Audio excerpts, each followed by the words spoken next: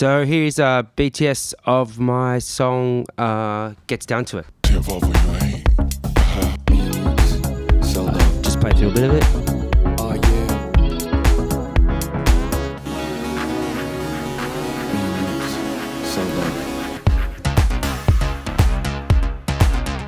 Okay, so let's break it down. So this is actually probably the least amount of tracks I think I've ever put in any song ever, which is kind of cool. So up the top here, you got the vocals in yellow, got all the instruments in purple down here, guitars in blue, bass down here in blue, another bass here, and then all the drums. So let's just quickly look at the drums. So kick, clap,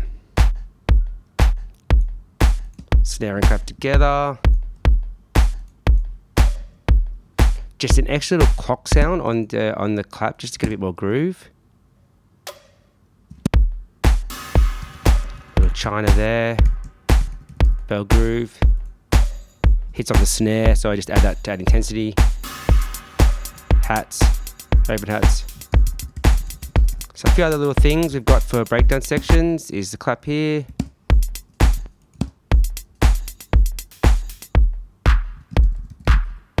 Just a lot of reverb, has a bit of a build up. Hear the delay, that's for the build up. Two other little bits just for the breakdowns. Ride. Little break here. So let's look at a bit of processing. Up here, this top one is a side chain. I have that turned right down. I just use it as a side chain because I like to make my side chain is the same pattern as my kick, but I like to make the side chain kick a bit shorter so I have more control in the side chain, which I'll show a bit later. The processing on the kick is EQ, soothe. So soothes take out just a bit. So I've boosted, almost taken out what I put in, but anyway, rolled off the top a little bit. Compressor on the kick. There's kind of a little representation of what it is. Now, gain match is the coolest thing. I talk about it all the time, but what gain match does is you put it at the end of your plugin chain, and you can turn all your plugins on and off or bypass all your plugins, but it'll keep the volume the same. So it's a real cool way to see if your plugins are actually doing anything. So with gain match, if I turn it off, so it makes the kick a little bit duller.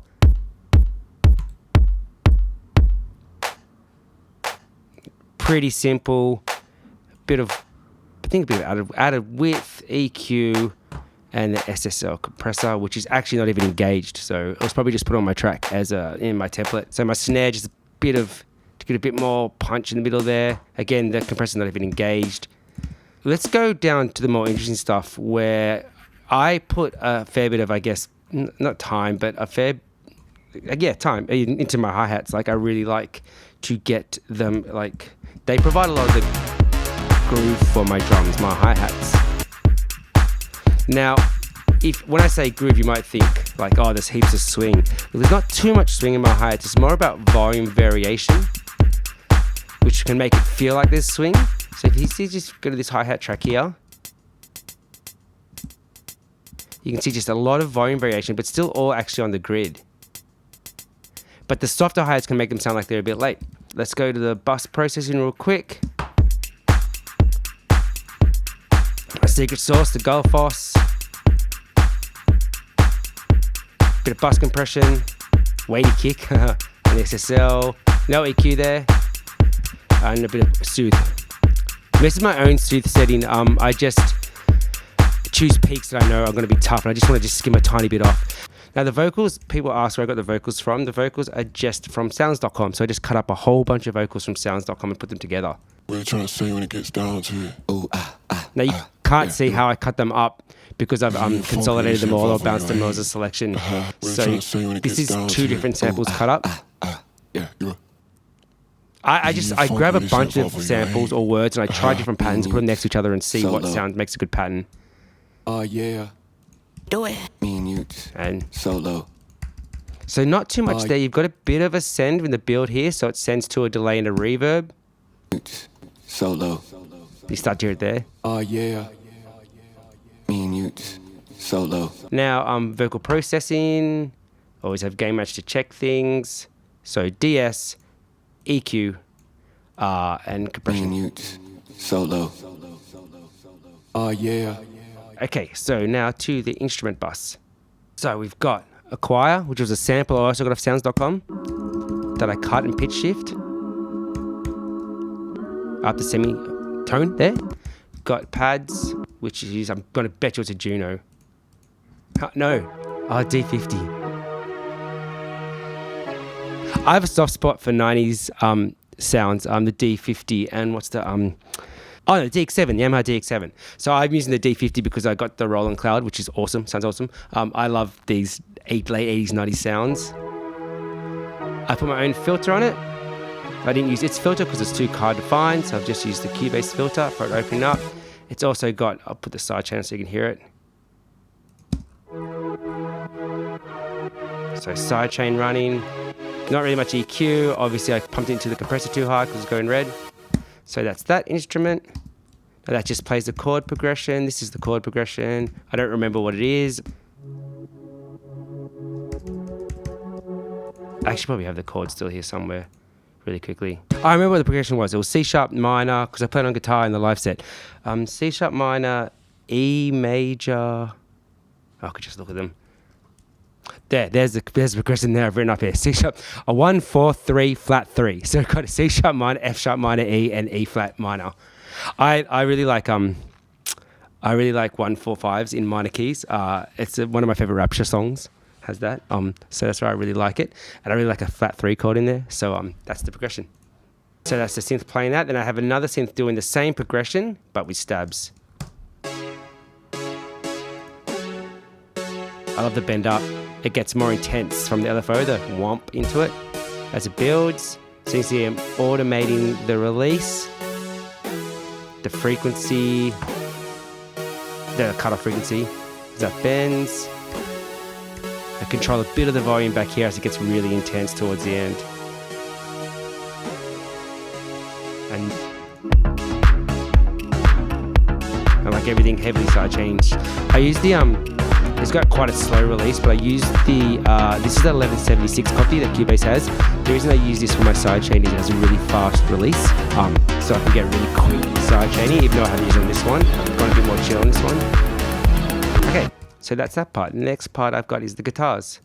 It's becoming quite a feature of For Life. I'm enjoying playing guitar at the moment. So again, playing the same chords. Now, as far as processing on guitar goes, it's pretty important. I really like the jazz chorus amp. I love the stereo in it, but I also love the chorus in it. I don't own a jazz chorus amp. There's one in a studio I use. I could record it, but I started using just the Guitar Rig 6 version of it. Now, you could say that Guitar Rig 6, people will say it's not the most accurate guitar emulations, but I've gotten quite used to it, and I actually kind of like how it's not super accurate in a way, because I'm making electronic music and putting guitars in it. This harmonic, I've added chorus to it from the jazz amp. I've added flange from their own plugin, and then I've added their delay as well. The coolest thing about I know all amp plugins do it, but I think it's a bit overlooked. There's this one knob here that moves the mic away from the guitar amp, and sometimes when I get given DI'd guitars, because I DI my guitars in, obviously, you don't get the room sound, and the room sound can be good or bad, but the room sound just adds depth and adds 3D. And this one little knob here, I think is when people DI guitars, I kind of forget about the room and all the sounds around it. So I think it's just a really easy way to make your guitar sound a little bit more real, even though we're using all software. So that's what I've got on my guitar, the jazz amp here. That's the guitar. There's a little bit of processing on it. After that, it's a little bit of EQ and a little bit of compression on the way in. Now, here's the two synth lines, the two main synth lines. So we've got a building one that plays the same as the bass. So Zenology, I live in Zenology. I live in because it's pretty much all the big roll-on synths combined two in once with 4 easy little knobs to get started. It's so easy if you find a preset and you just want to just quickly change little bits. you can do it. Like, you can jump in everything else on it, which is also great. But if you just want to change attack, or just quickly get some automation going, you can see my cutoffs going here. I can just go up here and change it. I can record the automation really easy. I'm doing the release here as well. I love it gets a bit. So that's that line. That line is just using the build-ups. Now copies the bass line. Now here's where I spend like my hi-hats. This is where I spend a lot of time tweaking velocities, lengths, releases, sometimes swing, sometimes not. So let's just look at the muddy part of my bass line. So you've got two things that have been automated here. You've got the velocity and you've got a pitch bend. So I'll try and zoom in a good bit. And lots of different lengths of notes. Let's have a listen again. The little ones, see the white ones here are turned off, but the little ones are used for like a, I don't know how to describe how a bass player does, but they go, they kind of like mute it, like, you can hear it right here. That is like, I love that kind of stuff. So I see the bending up, bending down, the different velocities and the different lengths. Now let's have a look at that. I'll heavily sidechain it. I've got a little bit of reverb on the top of the bass, but I'll cut off all the low so it doesn't get too muddy. I've got it if you can't even see it. That's just to give the bass a bit of space, but I only put reverb on the top end of the bass. So what did I have cut off there? I think I had, God, I could even cut it higher. It's cut at 313, but I could have cut it even higher. Now let's look at the processing on the bass. There's a lot of processing on the bass. So we've got the Juno chorus, classic. The chorus, this is just a plugin. I use the Arterial one over the Roland Cloud one, just because it's a bit easier to use knob-wise. Transient Designer, I really go in on bass lines. Not that, I don't know, I just feel like I get so much groove out of it. So pulling out heaps of the muddiness. The bass line doesn't have to be over heavy because it's more of like a funkier, shitty word, funkier bass line. As opposed to like a shake the speakers kind of bass line. Bassment, super cool. I'm just getting into this, but it just controls cool things like how weighty your bass is, how much bottom you need to the whites where it's the blues where it's taking it out. Clarity would pull out. I'm using both of these for clarity, and I'll do a bit of AB in a second. Because 60 to 120 or that whole region can like be the guts of your bass, but also can like make it just all overpowering. Again, a little bit of frequency at the end. I mess around so much with that frequency, that area of like 60 to 100. That's dynamic. So let's just have that's a lot of plugins. Now let's put the sidechain on so we can hear how the bass kind of runs. Now, just trying to bounce, and this is with all the plugins off. Same volume, all the plugins off. That's what Gain Match does. Again. So I really focus on getting it like, I don't want it too muddy. I want it to provide, I want it to be weighty, but it doesn't need to be too weighty, I think, in this kind of song. I really want to hear the rhythm it's playing. Like my basses are so, I think, rhythmic, and I think that's what's important about them. So see the difference again? Gain Match is the best. So that's my bass. Let's hear it in context. Let's get rid of all these guys.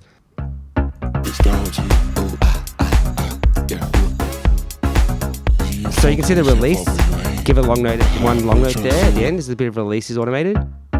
Just get the bend of, give that with wow, ba-dum. And then at the end, the classic just the cutoff goes up and the release goes up.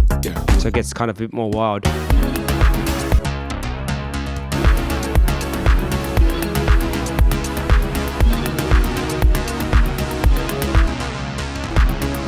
There's a tiny bit of reverb in there. Tiny bit on the top end. You can't even... I wonder if I can illustrate that. You can just hear that it just gives it a bit more space. Like, let's have a listen to the bass. Off. On. I barely hear it. And then when it drops the last time around, I just leave the cutoff higher so it's more intense. So when we get to the last bit. This is how we do it.